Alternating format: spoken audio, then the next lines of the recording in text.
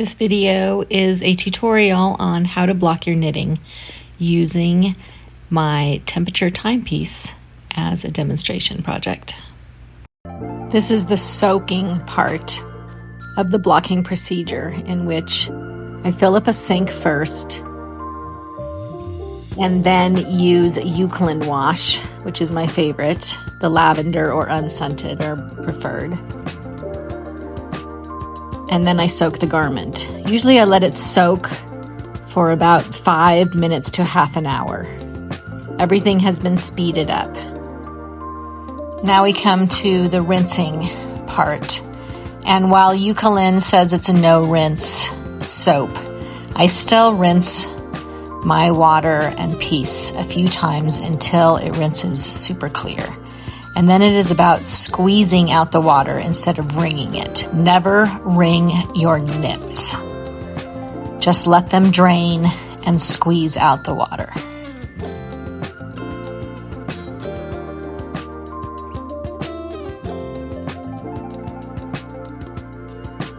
Next is the towel drying part, in which I lay a couple of towels down and bring out my very wet piece and lay it amongst the towels. I put some more towels on top,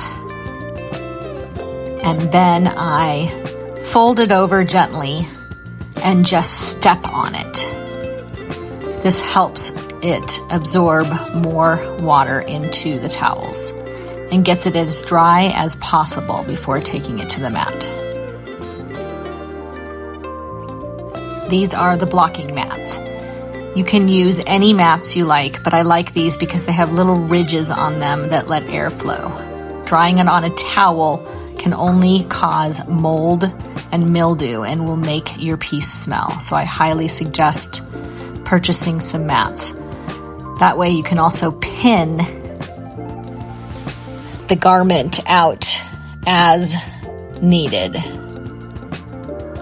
So this process of laying everything out took 15 minutes total, and I have speeded it up from this point forward so that you can see the process of how much fiddling and messing around with the piece I do in order to get it to be flat.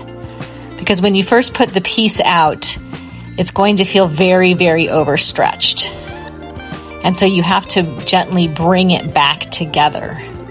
And so I'm sitting there taking each of the fringe and making them straight, because this is your point in blocking in which you're going to make your garment or anything that you block out that you've knitted actually look good.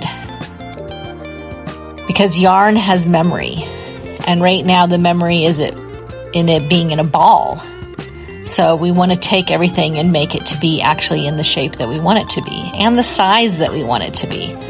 So I know by my stitch gauge how big I want this blanket to be. So if I blocked it out and stretched it out as much as it would allow me to with how wet it is, it would be way too stretched out.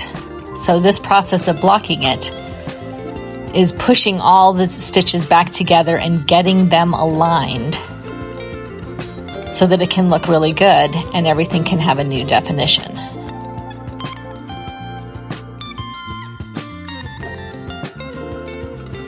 I use blocking pins to hold everything in place after I've gotten it exactly to the size and shape that I want it. Blocking pins are great when you're blocking out blankets and shawls that have a lot of straight lines, as you get to put many pins at once. And that's all there is to it. It usually takes about 1 to 2 days to dry, depending on the temperature in the room.